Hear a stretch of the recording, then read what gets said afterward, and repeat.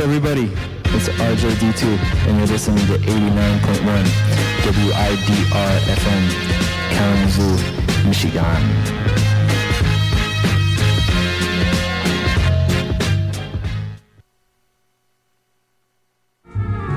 Support for Wider FM comes from Pedal Bicycles, now with 2 locations in downtown Kalamazoo and Portage.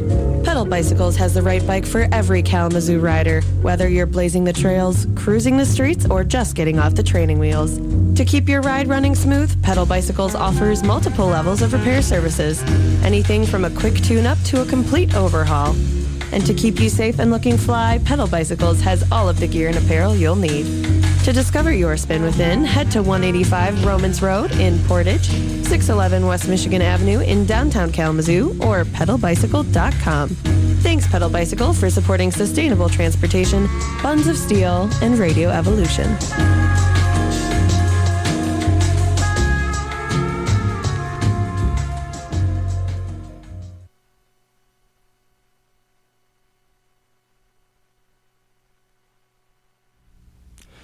Hello, ladies and gentlemen. It is once again that time of the week.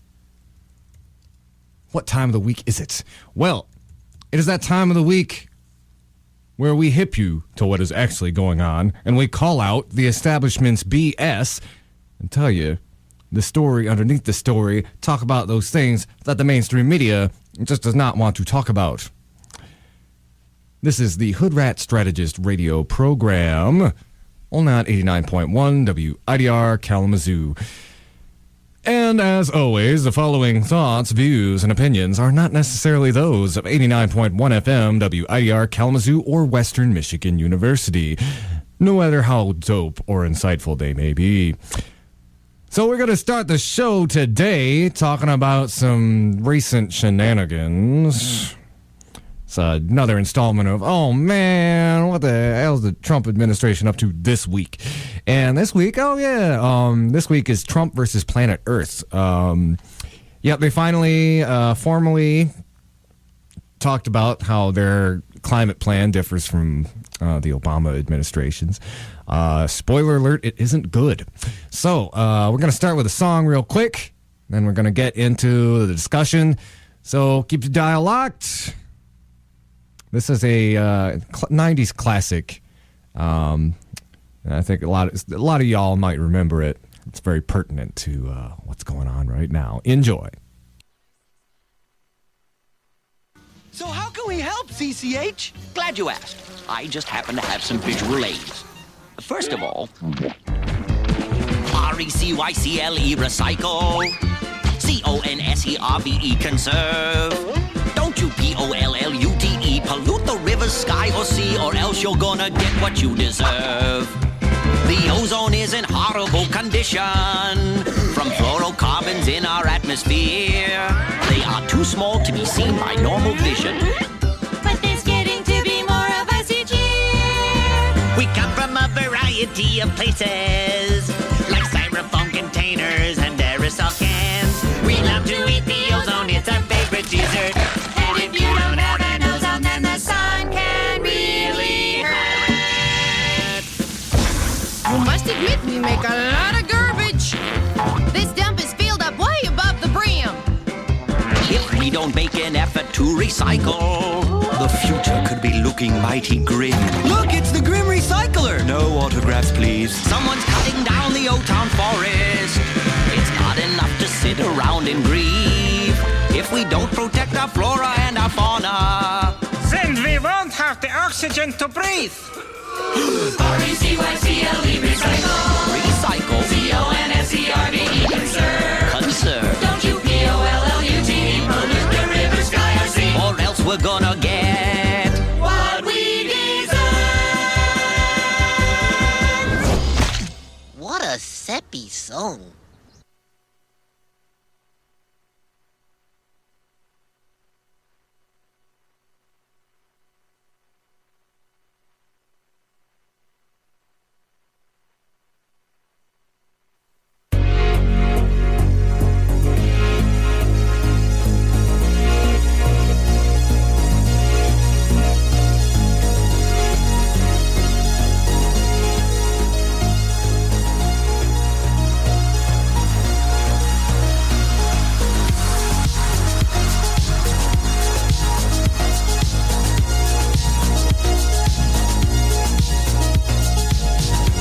Welcome back, ladies and gentlemen. If you're just tuning in, this is the Hoodrat Strategist radio program, only on 89.1 WIDR Kalamazoo. So, let's go ahead and kick off. This is an article. This is the BBC News. Published on 29th of March, Trump signs order undoing Obama climate change policies. President Donald Trump has signed an executive order rolling back Obama-era rules aimed at curbing climate change. The president said this would put an end to the war on coal and job-killing regulations. LOL. The Energy Independence Executive Order suspends more than half a dozen measures enacted by his predecessor and boosts fossil fuels. Business groups have praised the Trump administration's move, but environmental campaigners have condemned it. Outside the White House, a few hundred protesters gathered to vent their displeasure at the executive order. Inside, the president was flanked by coal miners as he signed the order saying my administration is putting an end to the war on coal. Okay, I'm just going to diverge from that real quick. There was a coal company CEO, and this is just off the top of my head. I'm sorry, I don't have his name. But even he said that the coal is not coming back. That's not where the industry or the economy is going. That's not where the energy industry, that's not the direction they are headed right now. Again, it's Trump is using the disaffected coal miners of America who have been struggling as the industry has declined. And he's pumping false hope and using that false hope as a smokescreen to give more carte blanche to the fossil fuel industry to pollute and exacerbate climate change while making themselves profit. So he goes on to say, with today's executive action, I'm taking historical steps to... Okay, I'm not going to do the Trump impression. I'm not very good at it. So... lift the restrictions on American energy to reverse government intrusion and cancel job-killing regulations. Okay, what is Mr. Trump's order changing? Among the initiatives now rescinded is the Clean Power Plan, which requires states to slash carbon emissions to meet U.S. commitments under the Paris Accord. The regulation has been unpopular in Republican-run states where it has been subject to legal changes, especially from businesses that rely on burning oil, coal, and gas. Last year, the Supreme Court temporarily halted the plan while the challenges were heard. Trump administration says that scrapping the plan will put people to work and reduce Americans' reliance on imported fuel. By the way, that is actually very similar to an argument that Hillary Clinton made for fracking. So, not to get into that whole conversation about, who was better or worse, but just the oligarchs. Okay, let me start on a solid ground before I go off on some tangent. So, the fossil fuel industry is going to do everything that it possibly can to stay relevant. And there are economic factors, and even I'm not the biggest fan of capitalism, but there are capitalist economic factors that are driving people away from fossil fuels. It's sort of, Rex Tillerson, ExxonMobil CEO, being a part of the Trump administration, that's no accident. I really feel it is their attempt to basically, metaphorically speaking, suck as much blood out of the earth while they can before these alternatives start kind of taking precedent in the market. He also said that he signed the Energy Independence Executive Order, which cuts EPA regulations in order to support Mr. Trump's plan of cutting the agency's budget by a third. And as we should know, he recently appointed climate change skeptic Scott Pruitt as its new head. It's having a fox run the hen house, basically. So his supporters say it'll create thousands of jobs in the liberated oil and gas industries. His opponents agree that new order will be a job creator. The new order will be a job creator, but there'll be jobs for lawyers, not in the coal fields. That's kind of talking about how the environmentalists are putting forth a lot of legal actions in order to stop this. Some people have compared it to me kind of with how the Muslim ban was legally approached. I don't necessarily see that right now. I mean, there's a lot of vested... it's a very different sort of topic. As somebody who actually was at Standing Rock, the legal powers that be are very much on the side of the fossil fuel industries. So that's a much harder hill to climb. Not to say that, of course, the Muslim ban was terrible, and I'm glad it was legally challenged. But environmentalism speaks towards the power brokers' pockets in a different way than the Muslim ban does. And whenever you're challenging people's money, their wallets, the rich people's wallets, that is, that's always going to be a lot more difficult to legally challenge. So, he goes on to say that, they're going to be kind of withdrawing from the Paris climate change. They're going to be withdrawing from the Paris climate change deal. However, the rest of the world says they are sticking to their pledges.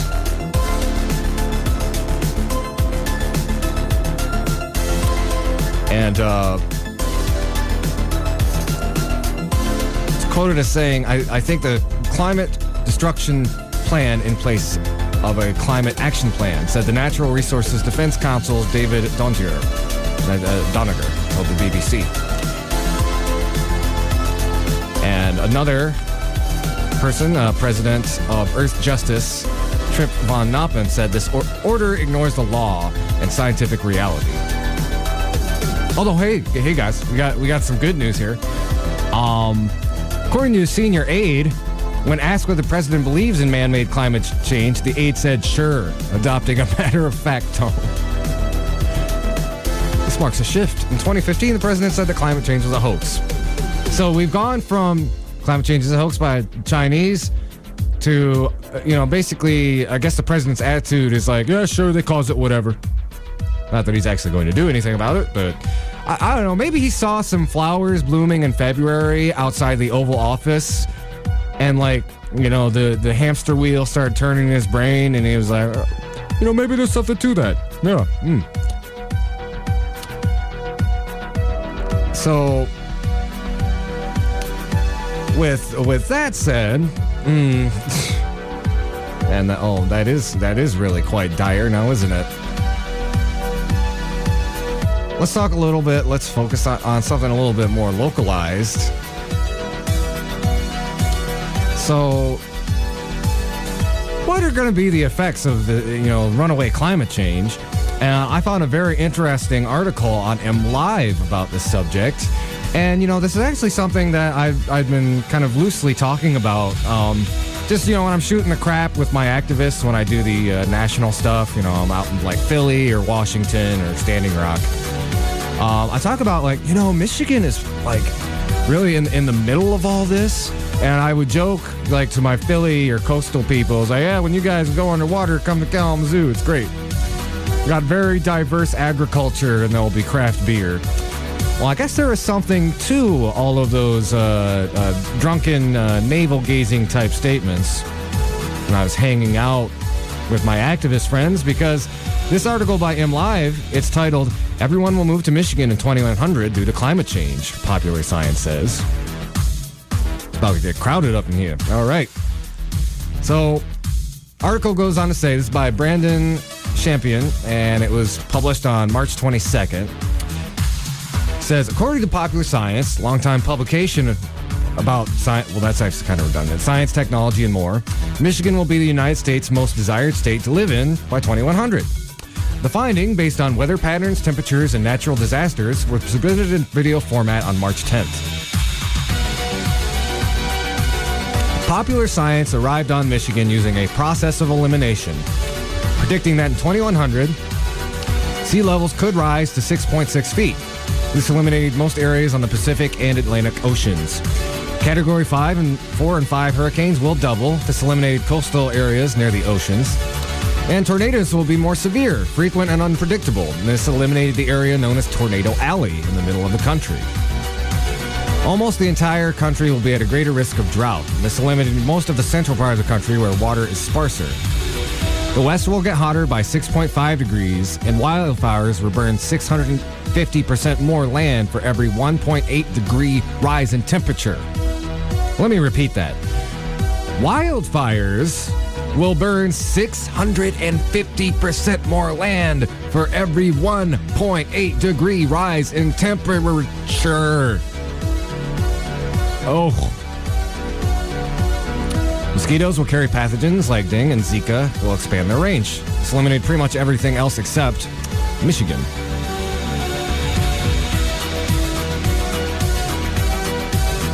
And let me go ahead. I'll quickly play the video about it, and then I'll make some comments afterward.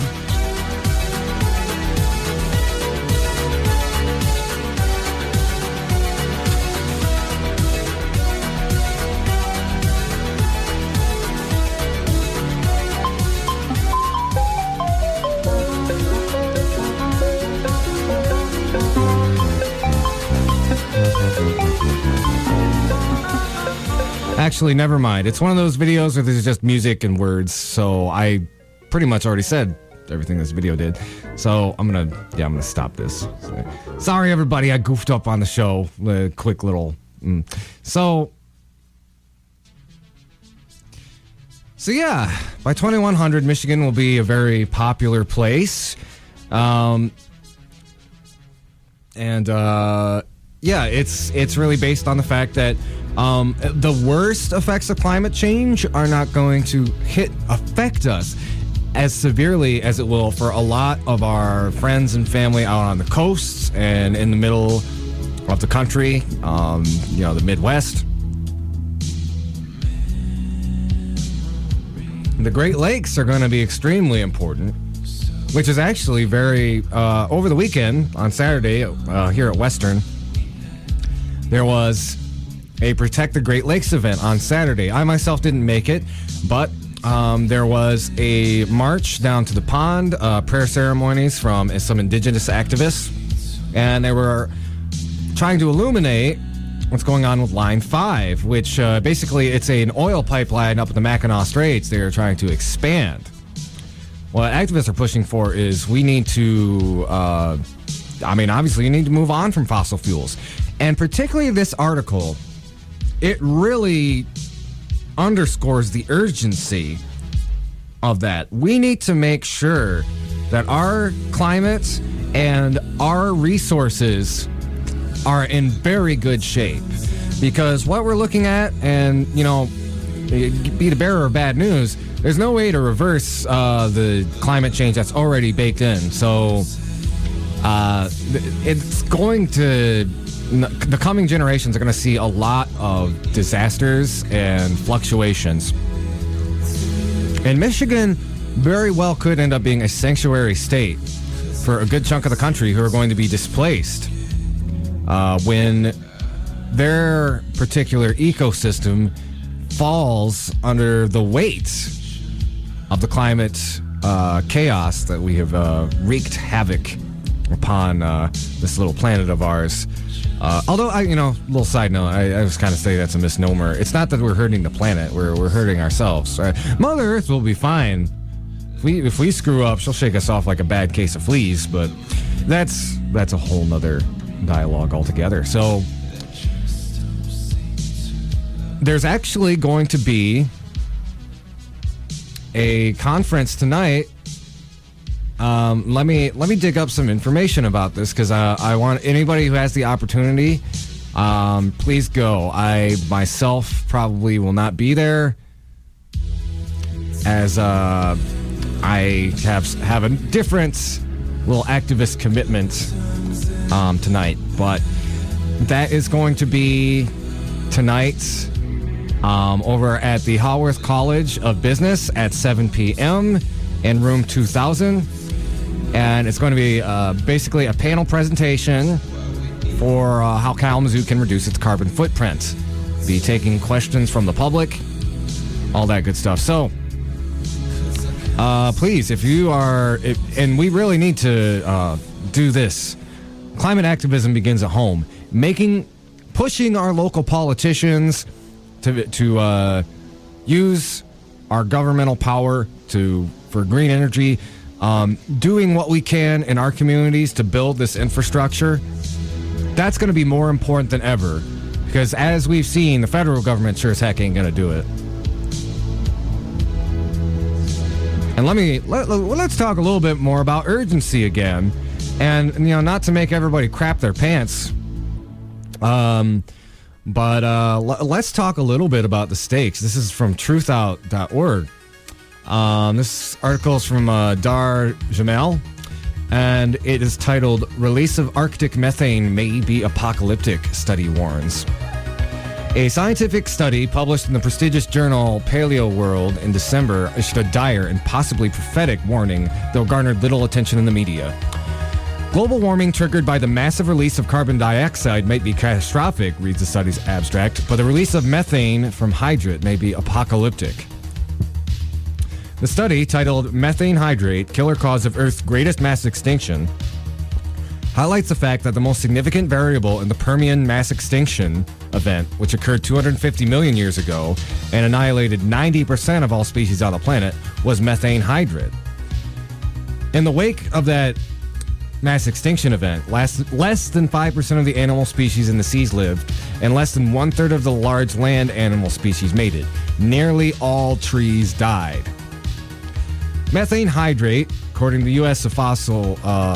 Office of Fossil Energy, is a cage-like lattice of ice inside of which are trapped molecules of methane, the chief constituent of natural gas. While there's not a scientific consensus around the cause of the Permian mass extinction, it is widely believed that massive volcanism among the Siberian traps in Russia led to tremendous amounts of CO2 being added to the atmosphere. This then created enough warming to cause the sudden release of methane from the Arctic seafloor, which kicked off a runaway greenhouse effect that led to sea level increase, deoxygenation, major oceanic circulation shifts, and increased acidification in the oceans, as well as the worldwide aridity on land. The scenario that humans have created by way of industrial growth is already mimicking these eventualities, which are certain to worsen. Let's get to the point. The methane time bomb. The methane hydrate situation has, for years now, been referred to as the Arctic methane time bomb and has been studied intensely. A 2010 scientific analysis led by the UK's Met Office states clearly that the timescale for releasing methane in the Arctic would be much shorter for hydrates below shallow waters such as the Arctic Ocean, adding that significant increases in methane emissions are likely, and catastrophic emissions cannot be ruled out. The risk of rapid increase in methane emissions is real. The conclusion of the study stated that methane concentration in the atmospheres was at a level capable of causing a considerable and even catastrophic warming of the Earth. So, basically, what's the difference between this methane and regular CO2?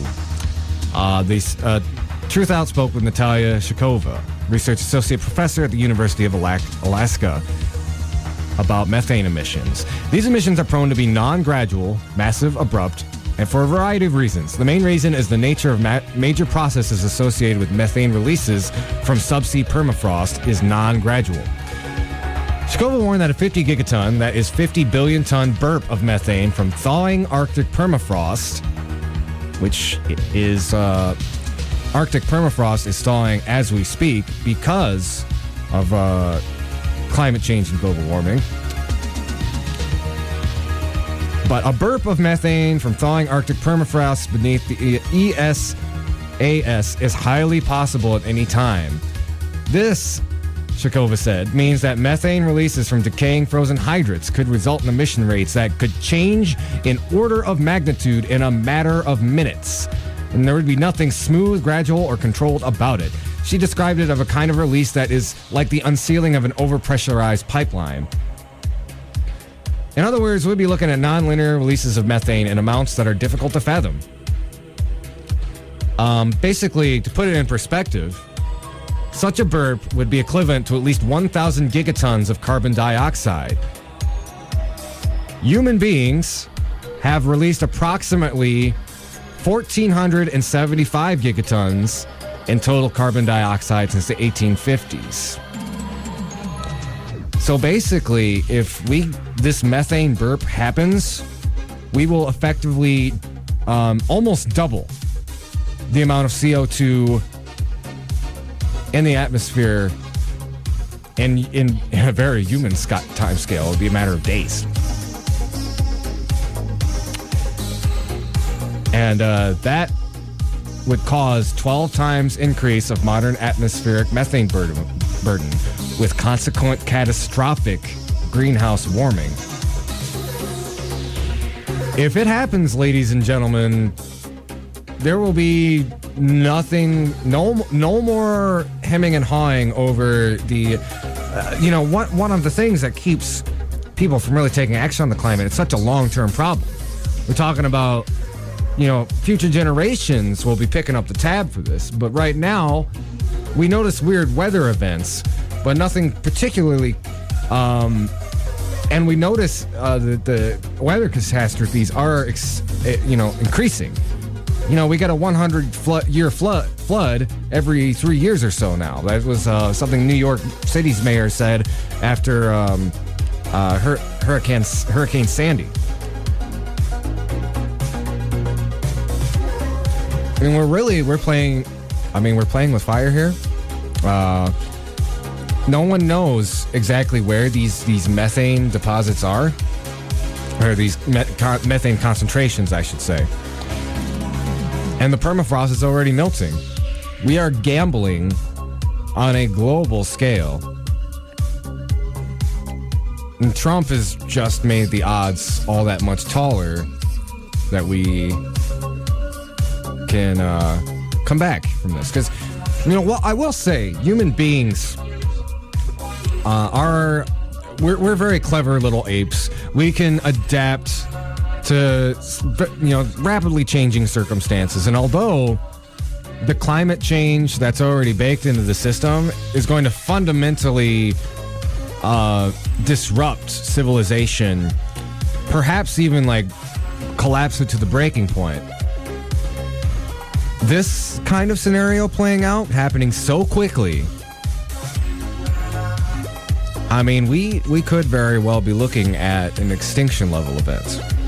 I mean, they talked about how, in the Permian extinction, there's 90% of species on the planet. Do you want to bet that we're one of the... Well, actually, it's 3% of species on land. So, do we want to hope that we're one of the 3%? Is that going to be our strategy? Cross our fingers. So that's the immediacy, people. That's why when I say we need to start building a green civilization from the ground up, because the federal government's gonna impede us. We need to do everything that we can. We need to start pushing for green energy here in Kalamazoo, sustainability. There's already a lot of groups around here already doing that. WMU has a great office of sustainability here, and there's a lot of wonderful organizations here in Southwest Michigan who are working on this stuff. Earth First, the Kalamazoo Climate Change Coalition. Continue to put pressure on our politicians. Continue to put our bodies on the line to stop these pipelines and these other disruptive oil and fossil fuel projects that are taking us on a path to destruction. Because we're living on borrowed time, ladies and gentlemen. And if we don't act now, the next, that methane burp happens, my shows are not going to be about political strategy and news anymore. I'm going to come on, I'm like, now let me tell you how to build the best doomsday shelter where you can wait out the fall of civilization in comfort while the temperatures rise by tens of degrees outside your home. Start buying a lot of canned goods now. Oh, yeah. Hey, there'll still be solar power, so, you can watch some movies in your little shelter while everybody else is going to war around you. Everything probably start looking like the road. All right. We're going to take a little break, ladies and gentlemen. This is the Hoodrat Strategist radio program, only on 89.1 WIDR, your only source for political revolution.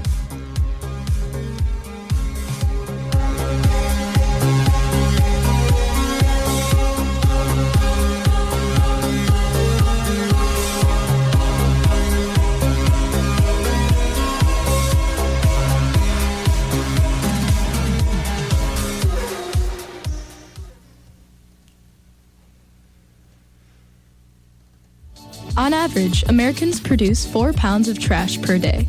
Per capita, the U.S. is the largest trash producer in the world. Only you can help change this. Only you can save future generations from a dirty, polluted planet. Reduce, reuse, recycle. Look for products with less packaging. Buy less and higher quality products. Choose reusable over disposable. Buy used and recycle what you can't reuse. And don't forget to read the container labels and separate waste properly on campus. More information about the future that's in your hands at epa.gov/recycle.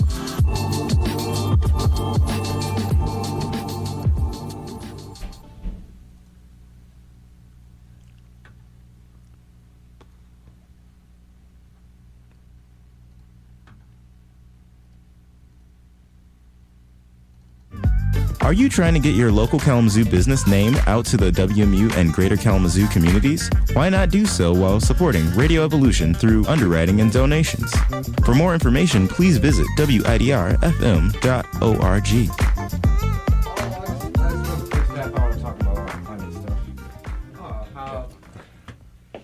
How people who deny climate change are the same people who think that sun isn't real because it's dark outside. Yeah, like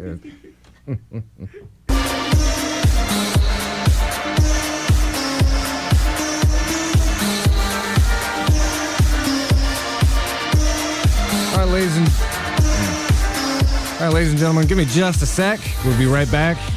Enjoy a quick little musical interlude.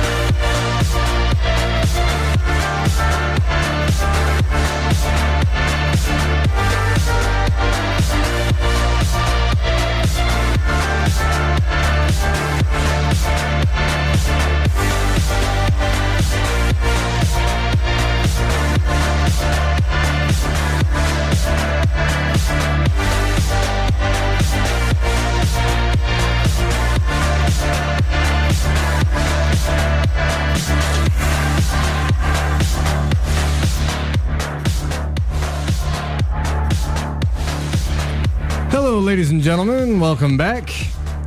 You are listening to the Hoodrat Strategist radio program, only on 89.1 WIDR Kalamazoo.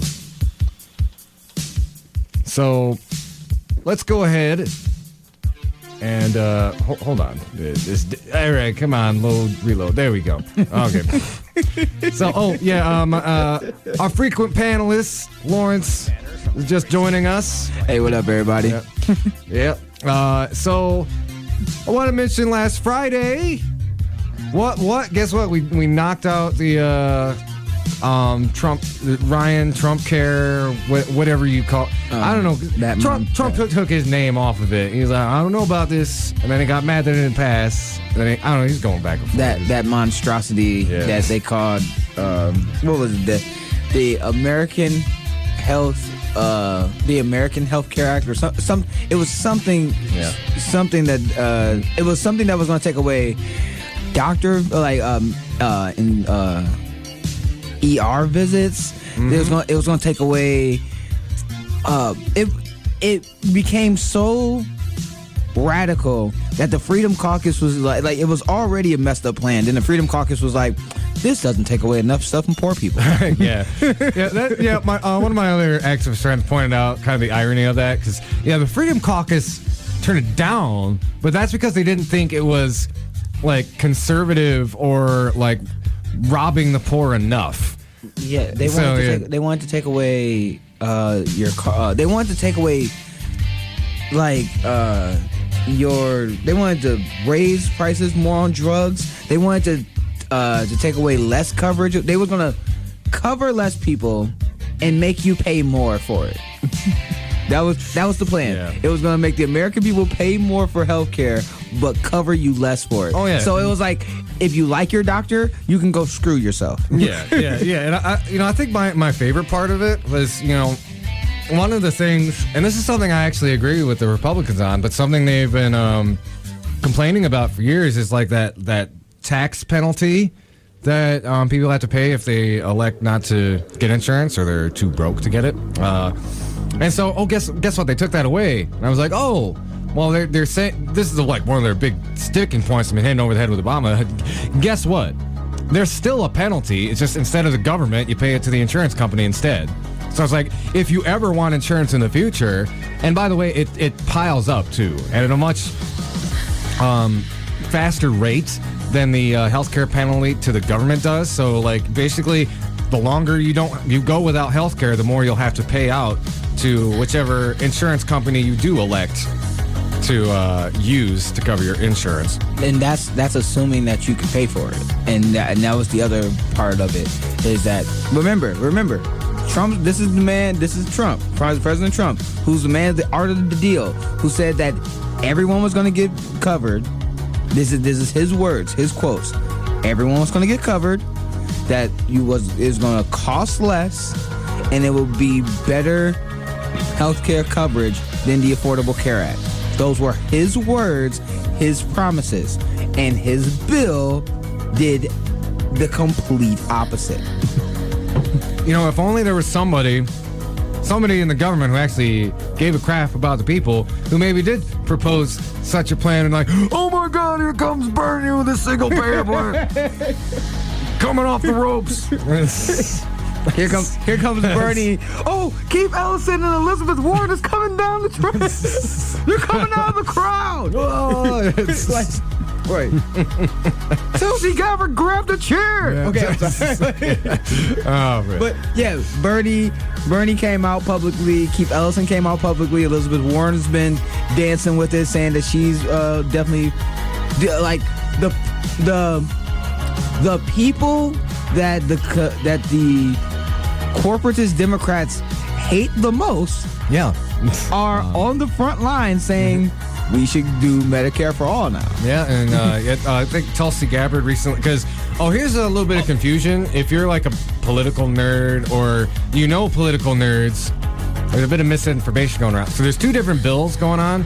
There's HR 676, and then there's Bernie's proposal, which I don't. Has he officially presented it yet, or is he still kind of in the hype building mode? I think he's either is supposed to be presented within either this week or next week. Okay. So, but it's you have Chelsea Gabbard's bill, which is trying to decriminalize marijuana with Chelsea Gabbard, which I completely and utterly support.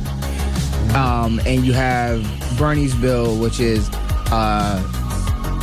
MEDICARE-FOR-ALL, which 65% of Americans and in a recent poll just said that that's what they want. Yeah. 65%. That's 2/3 of the country. Mm-hmm. Yeah. So, wait. So no, but what did Bernie actually say? Do you actually have that clip? Oh, actually, yes, I do. Let me go ahead and play it for y'all real quick. Just gonna tweak the volume.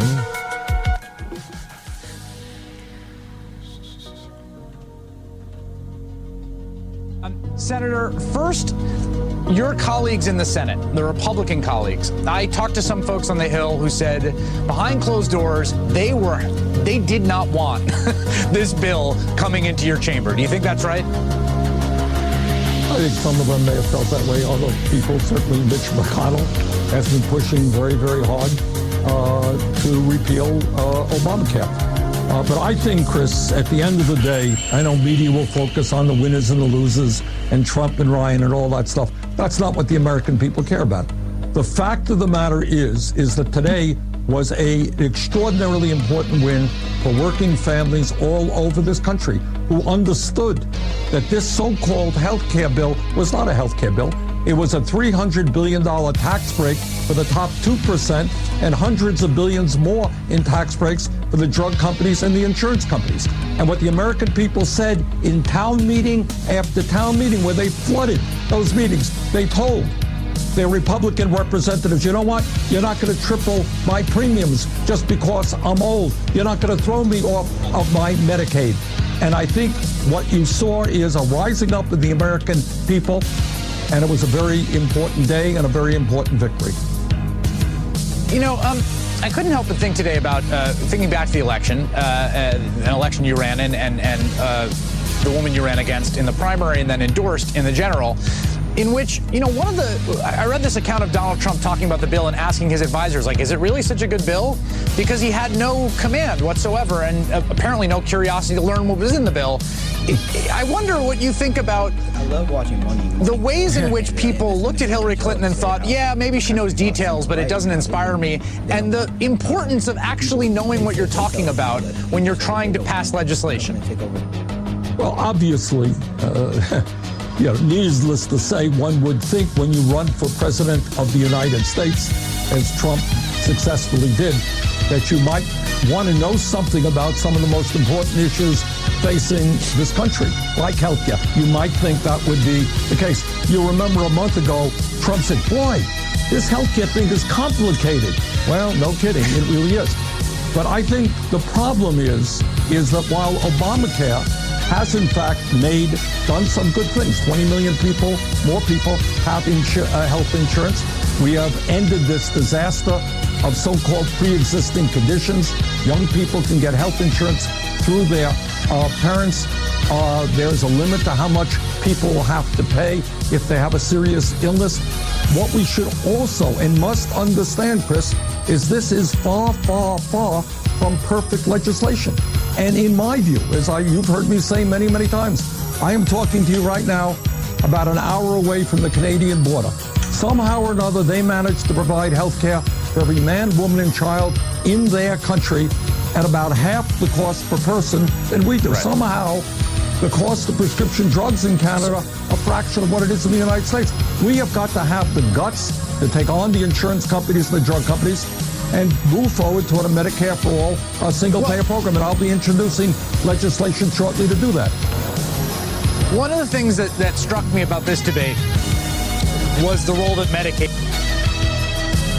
So yeah, that was Bernie kind of breaking it down, talking about the Republican bill, and also kind of bringing up some of the points we were talking about, like, and like Lawrence, we were just talking about during that little break there. there is a huge consensus among the American people for like a single-payer healthcare system. And even among rank-and-file Republicans, it's like 30, I believe it's about 33 to 40%, so about a third. And, not talking about the, rich Republicans. I'm talking about, Trump country voters. They support that stuff. I mean, his town hall in West Virginia kind of said it all there, because, all he had to do was talk about it a little bit, and the whole crowd was like, yeah, single payer, woo, I like that idea, yeah. Let me break it down with you. The Kaiser Family Foundation just came out with a poll. 64% of Americans say they are positive reaction to the term Medicare for all. A Pew Research poll came out and said that 60% of the country agrees with the government taking over and covering all covering health coverage for all Americans. 60 to 38. That's over a 20-point gap. Now I know that I'm not the smartest kid. I'm not the brightest bulb on the tree. But I know if I have a 20-point lead on an issue, then that means I'm on the right side of that issue, and that means that's something that I can fight for, and the majority of the American people will have my back. Now, it's telling because you have Bernie Sanders, Keith Ellison, Chelsea Gabber came out for it. You have Elizabeth Warren coming out for it. There's 120 other congressmen and women that are Democrats that have not said anything about it. It's telling because it also goes back to the Bernie Sanders bill when it came to getting the cheaper drugs from Canada. Why is it that the Democratic Party will not fight for a issue that the American people want? Well, what's interesting is I've heard Nancy Pelosi speak on this, and their position has changed a little bit. It's not like Hillary Clinton said in the primary, that'll never, ever, ever happen. It's fairy dust? Yeah, the language they're using now is just we need to, rest on our victory with Obamacare. And we can't do that yet. Because I think they understand, they know Bernie Sanders is their most popular politician. I mean, I know he's not technically a Democrat, but they walk a fine line because they know the American public loves him, and they hate his guts for it. Because he's making them he's pushing them to the left where they don't want to go. It's not in their financial interest to go. And and remember, these are the same corporatists that were saying Bernie's ideas of Medicare for all is fairy dust. That he's pie in the sky. MSNBC will have him on, and CNN will have him on, forgetting that the last town hall that they did was in North Carolina or it was in some district in the South that all voted for Trump. And Bernie Sanders had a crowd of Trump supporters stand up and clap for him when he proposed West Virginia, McDowell County, which in particular that county he went to voted for Trump by a greater margin than any other county in the country. And that county stood up and clapped for Bernie Sanders when he proposed them having Medicare for all. A Trump crowd, a Republican red district, said, we want Medicare for all. Are you kidding me? The reasons again, this goes back to the conversation that we had the other time. The reasons why you have people like Nancy Pelosi, or you have people like Cory Booker or Christian Gillibrand, who said that Bernie was too far to the left during the primaries, who said that he was pie in the sky, that this healthcare policy would never happen, now slightly change their tone or not want to back this because it's not in their financial interest. They're getting paid by the insurance company. They're getting paid by the pharmaceutical industry. Their money that they get are tied to the financial industries that makes a profit off of us being sick and paying more. That's right. And that's the real crux of it. And it's such a clear issue where they are just completely ignoring public interest. Now, there's a great video. and you know what? Maybe let me dig it up just to illustrate. But it's it talks about how there is a near zero correlation between what Americans want in this want their legislators to do and what they actually do. Actually, I won't play the video. I'll just kind of explain it. But it was like the Stanford study that basically showed that we do not have an actual influence over what our policymakers do. However, if you're part of the top 10% of the economic bracket, the political system will agree with you 64% of the time. And, you know, that all boils down to the fact that, you know, like you said, Lawrence, a lot of these politicians, both Democrats and Republicans, a lot of their donor base comes from, you know, pharmaceutical industry. And it's both parties. Like, you know, look into both, let's say, like Fred Upton and, like, Debbie Stabenow. You look into both of them, they were both making some big money from the pharmaceutical industry. And, you know, I mean, that's one of the things that I think is very, like, Debbie ain't come out talking about Medicare for all. No. Not once you get money from Pfizer. No. Here's the thing. And this is the thing that I was talking about the other time. The Ryan plan, Trump care, if you look at the things that they were going to do, besides giving tax breaks to the top 2%, giving massive tax cuts to the top 1%, so that the Koch brothers and Sheldon Adelson and all those other people can make more money. The other thing is this: their argument for why we should for their policy is the same argument you can make for why we should have single payer health care, why we should be having a or at the very least a public option. Because if we would have Medicare for all, we would have more people covered. It would cost less to the actual American consumer, and it would cut out the middleman. The middleman being the insurance companies that will jack up your prices, which is extra money coming out of your pockets. So we cut out the middleman, we get better coverage, and we're saving money. Yep. And for the average American, that's exactly what you want and what you're asking for. That's right. I mean, the thing is, you know, if your representatives, as you were saying, are not going to represent you because they're getting $1 million from those same industries, then yeah, it's time that we vote them out. Like it's time for you. It's time to get some people who's actually gonna have our back on this. You know, again, and this is just my opinion. I'm talking about like people like the new Congress or Justice Democrats or even Green Party activists or Democratic Socialists. Anybody whose money is tied and whose policies are tied to the average American. Those are the people that we need to see. You know, those are people that need to have our support. And there's a petition that was just out that the Young Turks and some other people put out, and it was basically holding the congressmen and women accountable if they do not support Bernie's bill. That's right. And there is a petition that's out right now. Let me see if I can go and find it.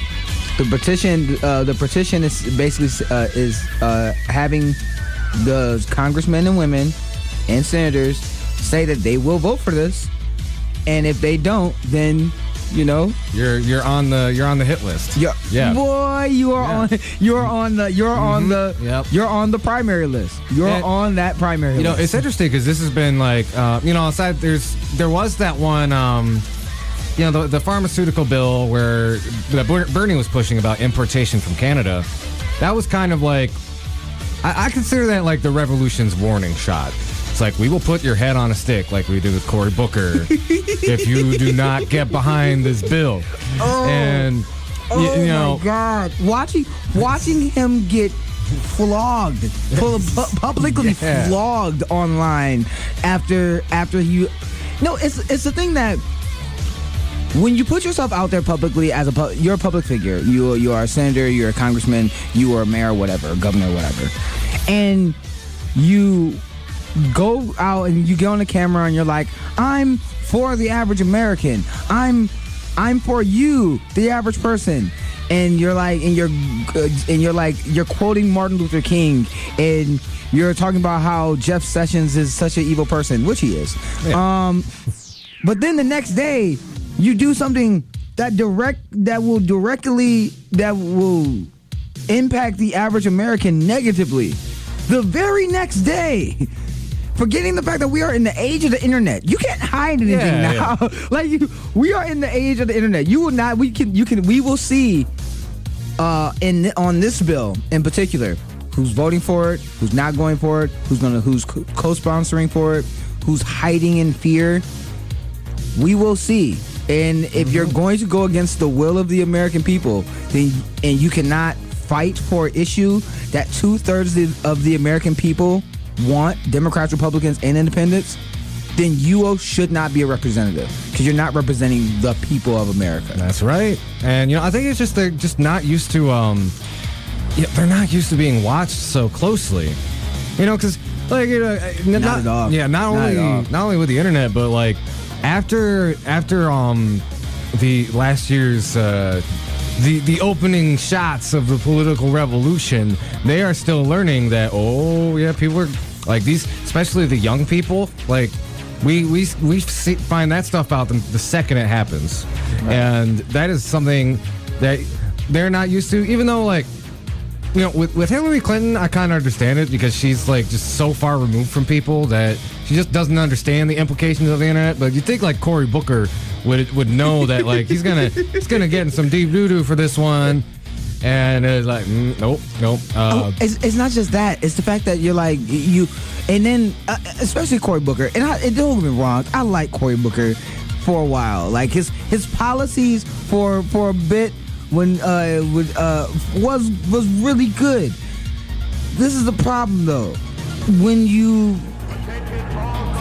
you are blatantly going against the will of the American people, or you are blatantly saying, well, yeah, I go back to New Jersey, I'm part of the slums in New Jersey, blah blah blah blah, and you give all these long excuses for why you voted against the people in New Jersey that would have helped them pay for their medicine.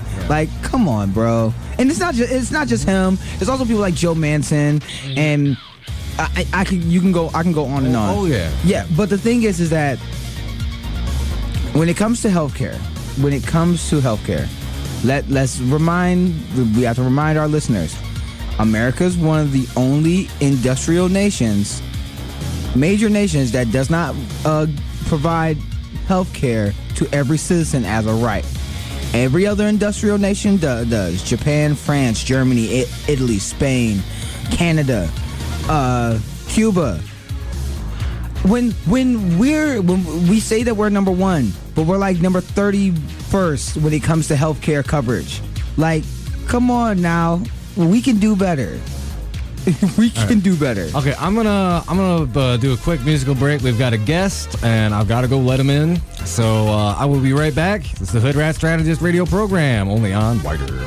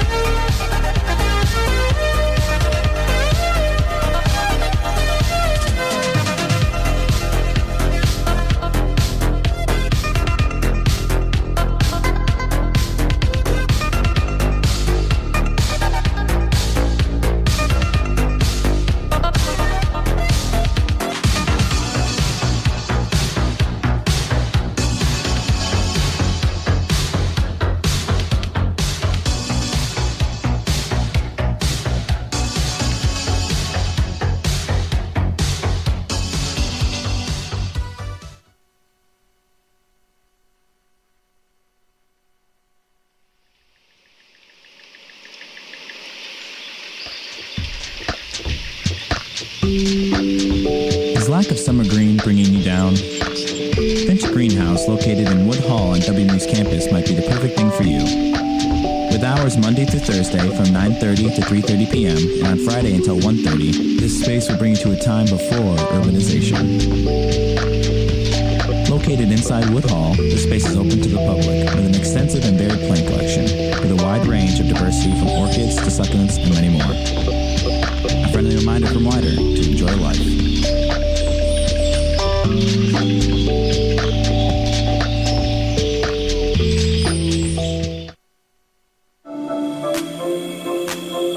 Wider FM is proud to be supported by the Kalamazoo Community Foundation. The Kalamazoo Community Foundation is a non-profit organization that takes donations, invests them, and uses the money to fund programs for the betterment of the Kalamazoo community. If you are interested in donation or looking for more info, you can go to kalfound.org.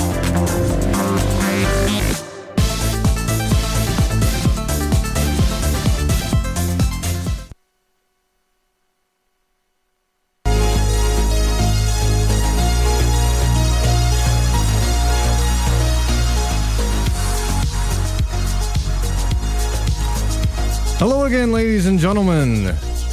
Just tuning in, this is the Hoodrat Strategist radio program, only on 89.1 WIDR FM. So I'm joined now by Chris, is it Wahmoff? Is that how you pronounce it? Okay. Wahmoff, okay. He is a local activist and community organizer. So, please introduce yourselves to the lovely people at home, Chris. Thanks for having me on, man. Grew up in Plainwell and just care about the community here. Live in Kalamazoo over in Edison and try and stay involved. Yeah. By the way, a little bit of trivia. That is also where I grew up. So I brought you on the program today because you brought something to my attention last week that I thought was really, really important. Particularly, as we've kind of seen in the last couple months, especially since the results of the election, a lot of people kind of see Kalamazoo as this, kind of progressive oasis, where, we're not necessarily affected by the tentacles of Trumpism and corruption that are happening at the national level. But if you really take a peek behind the curtain, there's always something unfortunate going on. And what he brought up to me was a particular revelation regarding William Parfett, who's one of the main financiers of Kalamazoo Excellence Foundation. Now, Chris, would you mind explaining to the folks at home kind of what the Excellence Foundation is and what Parfett's role in that is? So the Kalamazoo Foundation for Excellence, also called the $70 million gift, as they put it, started back in last February. And it was pretty much a commitment from William Parfett and William Johnston and some other founders, but those were the two main names attached. And in essence, it's like a promissory note almost that they're going to invest $70 million into Kalamazoo, and then we're going on this foundation venture with them. It's never happened like this in this country. Kalamazoo is the first city in the entire country to kind of do this deal. Similar things did happen in Bolivia, and the result of that ended up being privatization of water in Bolivia. So not a far stretch of the imagination, unfortunately, in the state of Michigan for privatized water. But that's where that was used there. This was accepted by City of Kalamazoo, by everybody except for our commissioner, Matt Milazark. And Shannon Sykes is also a city commissioner who really pushed back on this kind of parfait deal. Kalamazoo doesn't have a defined answer as to what we committed to when we took this money yet. So we're supposed to be finding out as the year unfolds. Wow. From what I was familiar with, it was kind of a thing where they'd get the $70 million and then like they would renegotiate in about 2 or 3 years for more money. But there was also kind of like, it was between, was it a city sales tax that we were talking about doing as another option? Because I remember that was also on the table. That was one of the byproducts of taking this foundation is it sounds like we were essentially killing the idea of this sales tax. And the reason for that is that the sales tax would have proportionately hit a lot of rich people. There's a lot of rich people in Kalamazoo, including Mr. Bill Parfett. And that if you go back and read an article, it's by Medium Magazine. It's something to the effect of the $70 million donation, why some are looking a gift horse in the mouth. And Commissioner Milizark actually speaks out in that and breaks down a lot of the backroom discussion that they had to essentially kill the sales tax. And it also talks about some of these ludicrous things that we're talking about potentially Kalamazoo having to try to come up with $500 million as a part of this foundation, or else being under some kind of criticisms for the foundation. Yeah. It's insane when you read it. Yeah, and you know that was certainly one of the most alarming things to me. Kind of that possibility of particular entities having a pronounced ownership or say over the direction of our city because of their money. And just like, is that kind of where it strikes you in the heart too, like that concern over the city sort of losing its autonomy in the face of being reliant on this donor money? Yeah, this is essentially, we have a lot of public critique of these cash advance places. And essentially, this is what we just signed up for. We've also signed up for some scary things, like our essential services being loosely tied to Wall Street and our funding for our emergency services. Now, a lot of cities do some things that are like that with how they invest their money to keep the city going. But the extent that we're reliant on markets and things like that to run this city as a result of this foundation and where we're going with it is nuts. When you look at the market for the last 10 years, this is going to be a wild ride for Kalamazoo. And that certainly brings up some questions as to our own instability in the face of being reliant on that sort of funding. So these particular donors, we discussed a little bit about William Parfett. Would you want to share with the listeners, like, so who exactly is this guy, or at least what do you know about him as a local activist / organizer? I think the most leading thing in such a politically charged kind of time we're living in, to give you a context of who William Parfett is he's one of the head directors of Governor Rick Schneider's financial PAC.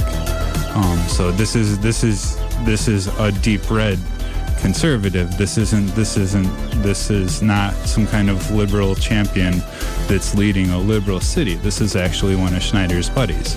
And then when you start looking at the connections of William Parfett, this is a former Board of Monsanto director. This is a former Stryker board director. Both of those he stepped down in when this lawsuit happened, after he got charged with the lawsuit of essentially keeping a sex employee, fathering 2 of her children, and then avoiding the responsibility of paying for these children. And this is the kind of individual we're talking about. And the other thing that you can put with Parfett is that he is, pretty much the top of MPI research. MPI research is animal. They breed animals for genetic testing, which of course Zoetis downtown is one of our largest, and they've received numerous rights violations over the decades because of how poorly they treat these animals, let alone the fact of what they're raising these animals for. So when you look at the financial places that he's attached to, when you look at his criminal records, when you just if you just Google the guy for 5 seconds, you can see what kind of man Bill Parfett is. And the important context to understand that in the midst of all this that they're talking about money is that this is somebody that our city wants to hand the keys to. And if you look at Detroit and you look at Flint, I don't think that his buddies are somebody that it's not a circle we want running the city. Definitely not. We've all seen what happens when private entities get their hold of city management. So, you know, I kind of talked a little bit for the program. You know, I'm glad you mentioned, you know, especially his political ties, because, you know, there's a lot of, I think there's kind of a sense that Kalamazoo is this very, you know, progressive liberal town. But, you know, something a lot of people are not aware of is just, you know, that we our city government has ties to, like, these people with very concerning interests and, you know, concerning personalities and backgrounds. So from your point of view, like, what do you think, how should we mobilize, or, you know, how should this information be mobilized to the public of Kalamazoo so, like, folks really understand, like, kind of what's going on behind the scenes? Well, I think the first place, kind of, if you look at this as like the surgery of how you kind of stop where we're at in Kalamazoo, is the next step is right now they're defining where we stand as far as our responsibilities and as far as our liabilities in this foundation. There's still an opportunity for public input for that, and I don't mean taking one of their online surveys. I mean getting involved in the discussions, making a statement. We should really look at organizing other town halls. People who have questions, I would strongly urge people to get in touch with Matt Milizark, our city commissioner. He's very aware. He's much more informed than I can be because he's in these meetings and he's there. He's very smart and he's got a proven track record of going against wherever the money's coming from. It's not a political affiliation. It's about what the intention is with Matt. So that's why I highly recommend speaking with him or Shannon Sykes. So our first step is us setting the precedents, and I mean us as in the community, not as in our mayor Bobby Hopa or Don Cooney or David Anderson. I mean as in the community come in and take control of the situation. And that's going to have to be our next step if we want to kind of stop what's happening with this foundation takeover. The second part is prepare, because then we're the next city on the slate to have privatized water. That's reality for Kalamazoo. That's why we've had 3 water directors step away in 1 year. I mean, there's a reason that all the career employees are stepping away in protest in these 24-hour notices, especially multiple water directors at this point within a year. That's because that's what's coming up next. So it's going to come in the papers sometime. They're going to say that it's a great idea and it's going to save the city. Just like they've done in other cases in Michigan and other places. So that's going to be an upcoming fight. Okay, well, thanks for giving us the warning on that one. Goodness. You know, and, you know, just like people really understand, you know, one of the kind of more disconcerting implications, you know, he's got these ties to Monsanto that, you know, in surrounding areas in Michigan, you know, there's been, they've kind of stepped in and really put a lot of communities on the defensive. You know, my friend Jessica's a bit more of an expert on this, but a lot of the rural areas have been kind of bought up by Monsanto, and, you know, the communities there incur a lot, not only like health problems, but you know, the problems that happen anytime where there's like a, you know, this kind of uncaring large multinational corporations stepping into your town. They drain a lot of the resources and leave them in want. And is that like kind of one of your big concerns too about that happening here in Kalamazoo? Does that kind of lend to the urgency of it? Well, there's a component of this that I have to clarify. Like just living in Edison, it's already happened. Yeah, it's been happening for a long time in this area. It didn't start, and I started before me or you was alive. Yeah. So there's a part there. With Monsanto, definitely. If you look at if you kind of scan out of back out of Kalamazoo and go more broad, when you look at the farming in general, the massive farming and these things that Monsanto has really kind of led the charge on, it's going bad places with our farming as well. So all the surrounding communities, it all comes down to how some rich people want to make some money, all the money that they can out of an area, and whether that looks like water and running through nonprofits and exploiting their systems in a city like Kalamazoo, or whether it's through a private practice as a Monsanto and a corporate entity where you just flat out go out and buy a small town like we're seeing in these small areas. Mm-hmm. It all boils down to we have this collection of a 1% of the population that's only model is this capital model of more. And I mean, all these fronts, that's what we're addressing. So it's the same fight. Yeah, and as somebody I also grew up in Edison, and I'm really glad you brought that up, because when I really started digging into this and I was talking to some of my other activist friends about it, one of the things that really shot an alarm bell was the potential for some really regressive environmental racism of the kind we saw in Flint, of the kind we saw in our own neighborhood several years ago. I remember they were trying to take the old paper mill and basically designate it as a toxic waste dump site, literally in the middle of a residential neighborhood that is predominant. I can't remember what the census is now, but I believe it's predominantly non-white. Or at least last census I looked at, it is definitely the most diverse neighborhood in Kalamazoo. Yep. And also lowest income area in Kalamazoo.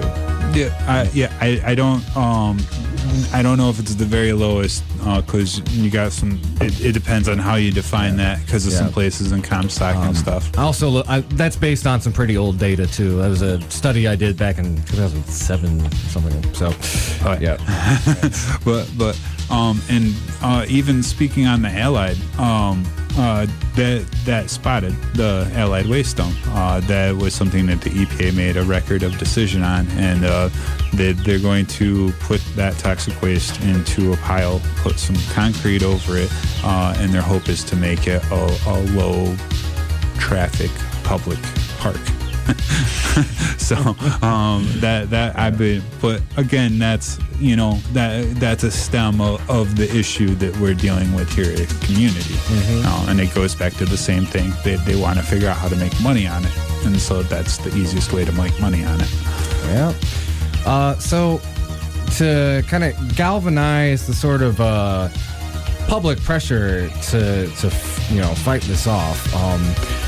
What do you think will be required of, because, we've seen this activist wellspring kind of come out, especially after the election. But, a lot of them, they're very much focused on these national issues. And I've seen a lot of good things, though, in terms of, there's a lot of people turning out for the county ID stuff there when they were doing that 2/3 vote on the county commission that ended up using public pressure substantially. But I guess my question is who needs to have the public pressure put on them, and what kind of strategy do we need to kind of rally around that? Well, I guess the way that I would best answer that is to say a quote by the late Gracie Boggs. activist from Detroit. If you don't know who she is, again, Gracie Boggs, look her up. She's amazing. Great woman. What was it? Her last book, The Next Revolution? The American Revolution. The Next American Revolution. The quote is actually from The Next American Revolution. It's a great book. Go out and get it, kids. Oh, beautiful. And in it, she has this statement where she says that change begins in the mirror. And then in your house, on your street, in your neighborhood, in your city. And I've been kind of hitting the activism stuff pretty hard for a few years, and I found that to be like a life. That's a life philosophy, and not just a quote. Because you can have the best intentions in the world, but if you've got insecurities, if you've got trust issues, and you're not to a point yourself where you're going to be able to work on those, quite frankly, trying to do this hard work, which is very emotionally draining, can become very toxic for you. So it's about that first. You got to have you right. You got to be ready. You've got to be able to believe in yourself, because this is hard. What we're doing with is hard. And then after that, it's about true grassroots. And I don't mean true grassroots as in an NGO that we invest in a logo and give $3 to. I mean as in, what is your neighbor's name? Do they have kids? How many people are on your street? Have you guys ever talked to each other? If there's an emergency and all the power goes out tomorrow, do you know those people well enough to where you guys are going to be able to exist together? Because that's the true way that we're going to be able to take this back. That's the way you prepare for whatever is coming at us. We don't have a set idea. How you prepare is linking arms with the people next to you, loving the kids that are at the end of your street playing, to where you say, hey, it's late, are you okay? It's about bringing back that local community level and that relationship to each other, because that's what makes all of it worth doing. Yeah, that is a very beautiful and excellent point, Chris. For those, a lot of my listeners probably either at the university, or, a lot of folks in the Vine neighborhood, a lot of folks scattered throughout, Edison too. I know, it's it kind of scatters around. I'm not really sure who all listens to my show, because it's really weird. I'll go out there in the community and somebody I'd never expect come up to me and start talking about it. But, something I do notice, like Kalamazoo, we do have those communities, but they're kind of fragmented. Growing up in Edison, I grew up in the Edison, and then I moved to the Vine a couple years ago. And something I always miss about Edison, I grew up on Lane Boulevard, there was that sense of neighborly community. Vine, you kind of have that around a couple of different scenes, but there's definitely not as much connectivity. I think recent political circumstances have kind of helped gel that together. But something I think there's a real opportunity for is for the disparate communities of Kalamazoo to really try to band together and do that sort of bridge building work, especially around an issue like this that's going to affect everyone in the community. Mm-hmm. Yeah, absolutely. Mm-hmm. Excuse me. So, tell us a little bit what you've been following this for a while, we briefly talked about, but this particular lawsuit, how did it come to your attention? And furthermore, what kind of implications do you think that has for this William Parfett guy and his character? That's kind of going to be answered in a couple layers, as far as how that plays out. I think as far as my part, I know that William Parfett is a player in this town, just like I know Jim Ritzma is a player in this town, just like I know Southwest Michigan First. Ron Kitchens is another infamous name of this town, that he goes under the radar and people need to know his name and know what he's doing. And so I just do Google. You can do the Google alerts anytime those guys are mentioned on Google. I get a ping, so that way I get to watch. And so I also have one for case text, and so the case text popped up. I mean, there's some details in the case, but it's certainly, it's highlighted well in the media reports that are out. He's got a lot of money, so it depends. It depends, honestly. It's one of these situations where it becomes a public response. If there's a lot of people paying attention and there's that pressure of a whole bunch of eyes on the justice system, I don't know always if just watching makes a difference or not, but people paying attention is a good way to apply pressure. Some of us work a lot. If that's what you got, the rich tend to do pretty well in the criminal justice system, although the court of public opinion is a little bit different. It's definitely a place where we would have, we as in the community of Kalamazoo would certainly have a bit more leverage. So we're going to take a quick little break. We can come back, talk a little bit more about this issue. Y'all are listening to the Hoodrat Strategist radio program, only on 89.1 WIDR Kalamazoo, your only source for political revolution.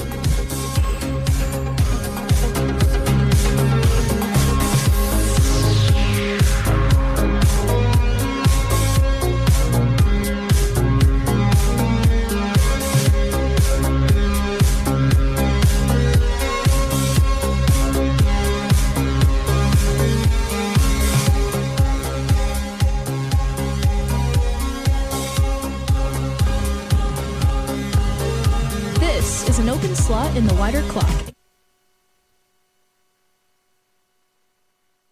For information, please visit. This is an open slot in the wider clock and could be filled with an underwriting announcement for your local Kalamazoo business.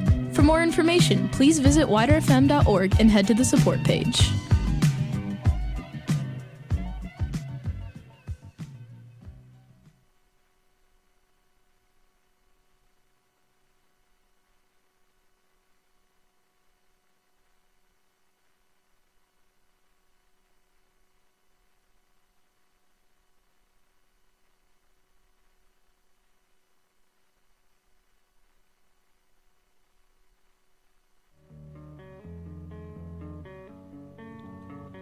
It may not be apparent, but hunger is a rather prominent issue amongst the student body of Western.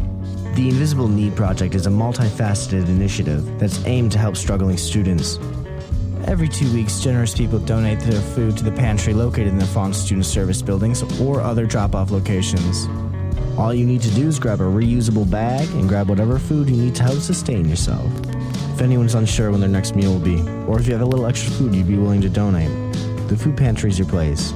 If you're looking to help donate, become a volunteer, or just learn more, call 269-387-4742 or email dosa-inp@wmich.edu for details.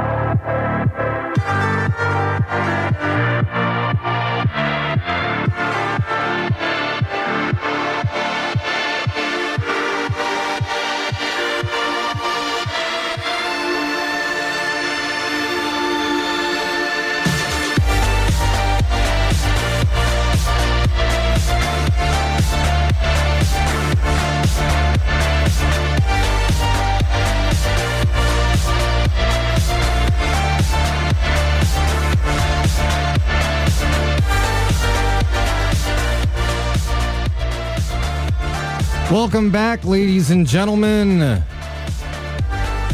You are listening to the Hoodrat Strategist radio program, only on 89.1 WIDR Kalamazoo. We just had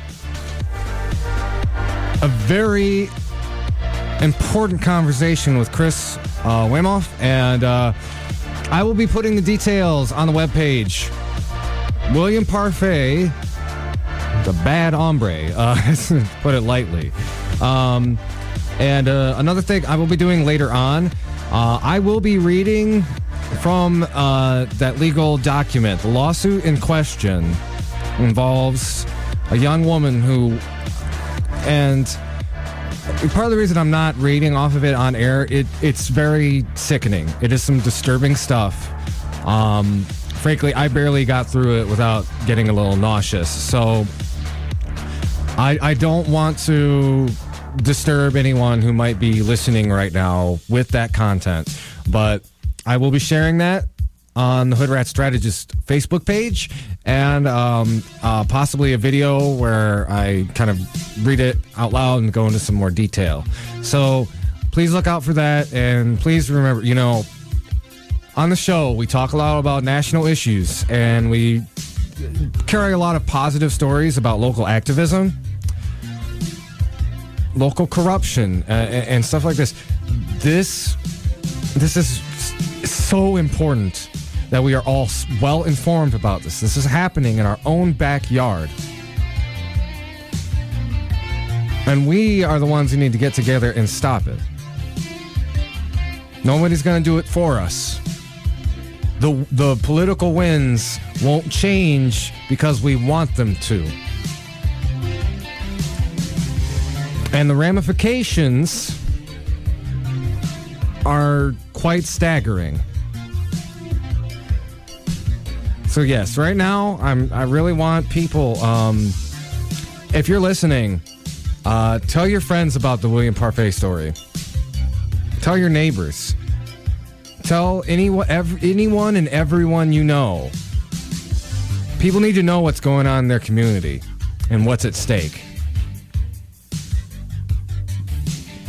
So with that, let's go on to some more national crap that's going on. Oh, no. So, in the tumult and turmoil, you know, maybe if you were distracted by the current Russian soap opera going on right now, or Donald Trump's tweets, you might have missed this one.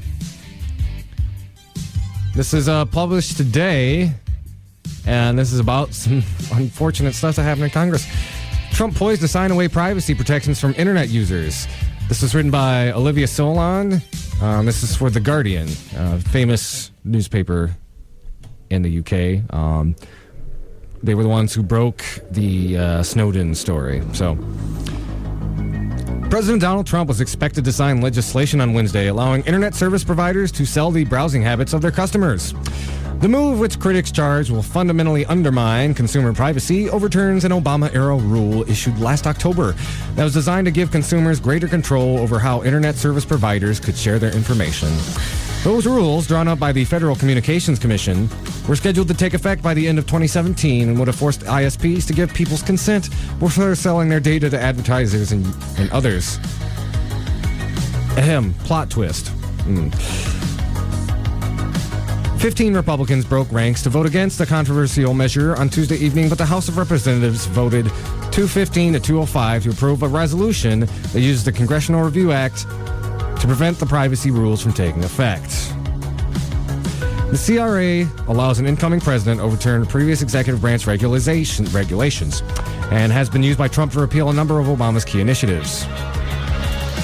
Goes on to say, without the FCC broadband protections, ISPs such as Comcast, Verizon, and AT&T are free to track your browsing behavior and sell that data onto advertisers without consent. This represents a huge treasure trove of personal data, including your health concerns, shopping habits, and visits to porn sites. Not that any of us do that, right? Nope, certainly not me. No, I only watch wholesome entertainment on the internet.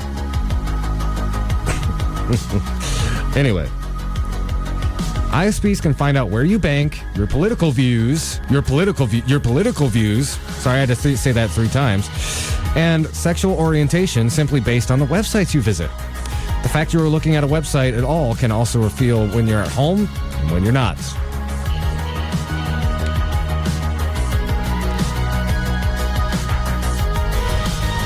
And then the article goes on to Nancy Pelosi. Oh my God. This woman has no shame. It uses it to beat us over the head with Russia again. Anyway, sorry. Americans learned last week the agents of Russian intelligence attacked email camps. American government officials. Okay, I'm not even gonna. I won't comment on that. And, you know, in a nutshell, you know, look, polling data shows people do not like it when they keep beating people over the head with this Russian business. And not that there isn't anything there. I think it's been clearly proven that there is. Actually, my brother sent me an article earlier about how Donald Trump has ties to the Russian mob, which frankly doesn't really surprise me, knowing the type of person Donald Trump is. I guess what really irritates me about it is like it is diverting attention from far more serious issues. Number one, and number two, Democrats are trying to poise this as a reason for war, which, again, like when I've said this on the show before, when the American intelligence agencies influence a foreign election, they call that a Tuesday. Seriously, I don't want to see us go to war with Russia over crap that we do almost every dang day. All right, anyway, getting back to this story, which is more important, by the way. Anyway, Ajit Pai, Trump's newly appointed head of the FCC, argued that the Obama-era rules were an example of regulatory overreach and that another regulator, the Federal Trade Commission, already polices online privacy rules. You know, this is the thing that really irritates me about Republicans, because they use small government as this argument to empower corporations to have more power over the people, constituents. Like, government should not be enabling corporations to spy on you. And, you know, the really creepy implications of this is, like, we've already shown, it's already been disclosed that, you know, corporations like, you know, Google and Verizon, AT&T, Comcast have worked with our intelligence agencies before. And let's draw a bigger picture here. So right now, that's only really in cases where we're talking about Islamic terrorists. You know, let's be real. That's kind of what they do. But it's not going to take much for, you know, especially given how authoritarian the Trump administration is, start demanding that of, you know, activists, protesters, maybe the Hoodrat strategist. Combine that with what we learned about the CIA's power in directly spying on you a few weeks ago via WikiLeaks, and this is a recipe for, I mean, it's just codifying the surveillance state, and now they're getting these corporations in on it as well, and it's an example of Orwellian capitalism. You have all the technology of Big Brother, but you know, they use it to sell us things, which, granted, is a little less violent and abrasive than the thought police of 1984, but some sort of twisted mutation that, you know, cross-pollinates the two is not that far away, and it's kind of coming down the pipeline pretty fast. And you know, another argument to be made is, like, these privacy rules, it's not like Google and Facebook. You can choose not to use Google and Facebook. I mean, you know that they share your information, but you can still opt out. But ISPs, typically where they are, they run monopolies or duopolies where they operate. You do not have much choice. I mean, let's look at here in Kalamazoo. Who owns the only two? Who are the only two ISPs in town? Comcast, AT&T. You know, Charter Communications is I believe it's a subsidiary of Comcast. Hold on, let me double check that. But when oh, yep, that's right. They merged. Okay, no, it was Charter was looking to file, or was looking to merge with Verizon. Yeah, that's right. And yeah, I don't know if that didn't actually go through. No, it looks like that was terminated. So I don't want to misspeak. But still, we've got AT&T and Charter, and frankly, with that being said, that's also, I mean, I'm sorry, that also applies to Charter, because we're talking about just ISPs in general. So we've got two in town, Charter and AT&T, and they are now going to be able to view your web browsing the same way Google and Google and Facebook do. And in their defense is that scrapping those rules would allow them to show the user more relevant advertising and offers, which give the company a better return on the investment they've made in infrastructure. Again, like, it's going back to the kind of Orwellian capitalism thing. They invade your privacy in order to make more money. That's kind of what the bottom line is. And again, because they work so closely with the government, Evan Greer, he's campaign director of digital rights group Fight for the Future, he went on to say, "Today, Congress proved once again that they care more about the wishes of the corporations that fund their campaigns than they do about the safety and security of their constituents. Gutting these privacy rules won't just allow internet service providers to spy on us and sell our personal information. It will also enable more unconstitutional mass government surveillance and fundamentally undermine our cybersecurity by making our sensitive personal information vulnerable to hackers, identity thieves, and foreign governments." So, that it's again, for those of you out there who still, well, I know there's not a lot of conservatives who listen to my show, but there's a lot of people out there still make this argument that, smaller government means they won't be in our business. They're going to be in your business. They're just privatizing it. Or in this case, there's a private and a public option. You either get spied on by the CIA or get spied on by these private corporations, or both. Yeah, actually, it is both. Yeah, we got to have some redundancy here,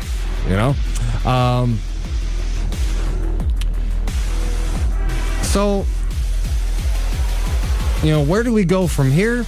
Well, honestly, there's so much on our plates right now. Building any sort of resistance to this is going to be kind of difficult because there are so many other pressing... I mean, we started the broadcast talking about Trump's climate change policy, disastrous climate change policy. So I would hope, though, that, find some time, maybe you just call up your cable provider and just... Do you agree with this? Are you going to be using my information? I mean... The only other option is to just unplug completely, but this is a digital world now. I would also recommend look up, there's a web browser called Tor. If you are interested in your internet privacy, that is a web browser. It's recommended by WikiLeaks. I believe Edward Snowden gave his stamp of approval, but that helps kind of encrypt and... keep your browsing online. It's a little bit less intuitive than browsers like Chrome or Firefox. But if you're really interested, if you want to keep your browsing history private, that's what I'd recommend. Tor, T-O-R. It's like a little onion as a symbol. So, about 10 minutes left on the program. I have some activist homework, conference call coming up pretty soon. So I might go ahead and end the show just a little bit early. But I want to thank y'all for tuning in. Every Wednesday from 5 to 7, Hoodrat Strategist radio program. I want to thank Chris Wahmoff. Sorry, Chris, for coming on to talk about Bill Parfett and the Excellence Foundation and the tendrils of corruption that are trying to reach their tentacles around our beloved city. So anyway, there'll be more information about that later on. Please look it up. Anyway, this has been the Hoodrat Strategist on your only source for political revolution, 89.1 FM, WIDR Kalamazoo. Keep it dial out. We got, I